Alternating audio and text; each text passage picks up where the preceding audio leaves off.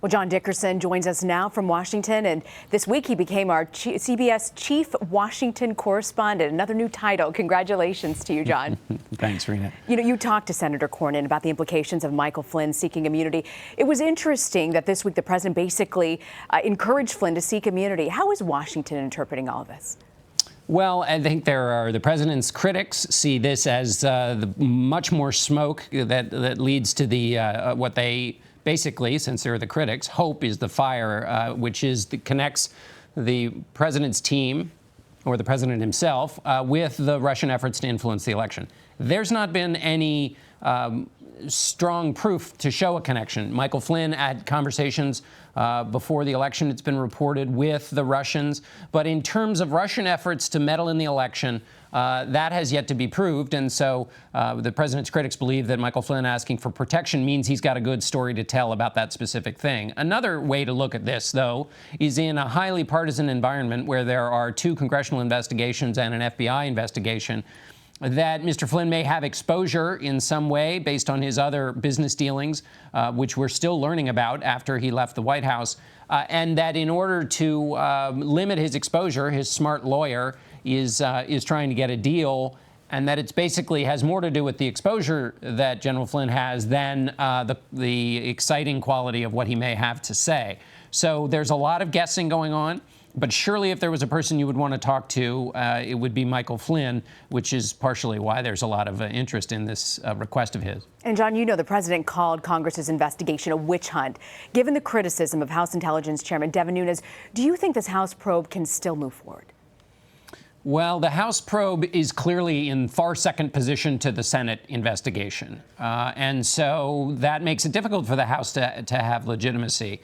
Where Devin Nunes, the chairman of the House Intelligence Committee, has a political opportunity to reset the narrative would be if there is evidence to back up his claim that during the Obama years or at the end of the Obama administration, that surveillance done for other purposes captured Trump associates in that surveillance, and then contrary to practice, names were not minimized as a part of what normally happens.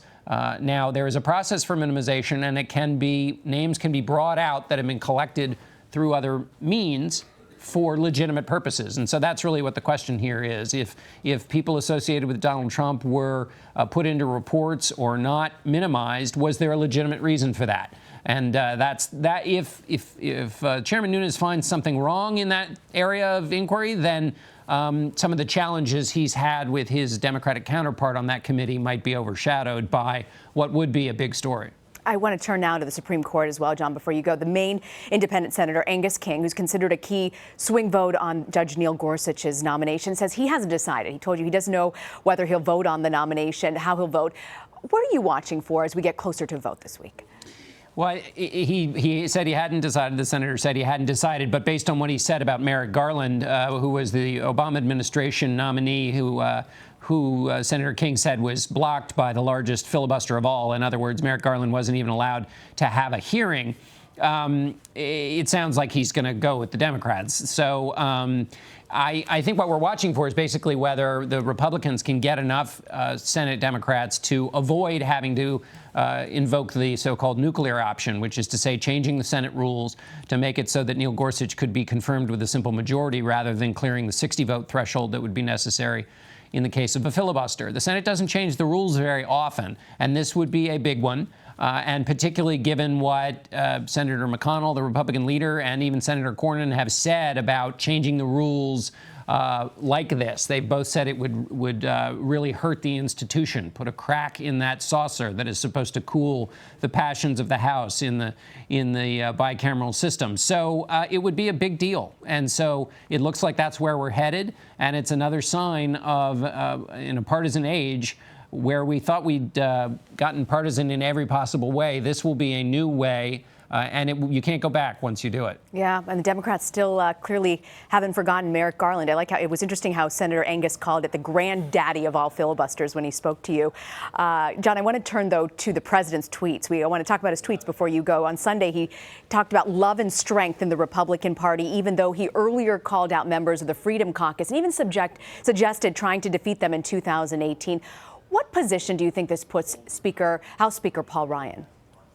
Well, all Republican leaders are in a difficult position on the question of Obamacare, which is what the president was tweeting about this morning. Earlier in the week, he blamed the Freedom Caucus in the House for blocking the Obamacare replacement that he'd put forward. It wasn't just their fault. There were plenty of moderates who didn't like it either. But the president targeted them, and now he was talking about love and strength. This is where things are at the moment. On Obamacare replacement, the problem or challenge for Republicans is that they don't agree on the fundamental legislation to replace Obamacare with. How much of the Affordable Care Act do they leave intact when they put forward their replacement? Until they adjudicate that underlying question, there are going to be these problems. Then separate and apart from that, you've got the question of a president who is not a traditional Republican. He's not a traditional conservative. He is trying to find his place in the party and find out where he has his power and his pressure points in terms of exacting fealty from members of his own party. And he's trying to build a coalition to get stuff passed. And so we're seeing him kind of learn the ropes, try different things. And there's also, by the way, some confusion about whether he's actually trying to replace Obamacare. Last Friday, he said he's going to move on to tax reform. Now he says anybody who thinks he's not going to replace Obamacare is listening to fake news. So he's trying to find his own place here, too. So it's not really a clear signal on both the political and the policy front. All right. Our John Dickerson, always a fun person to follow on Twitter, Jay Dickerson on the Twitter sphere. John Dickerson in Washington. Thank you, sir, for joining us. Thanks, Rena.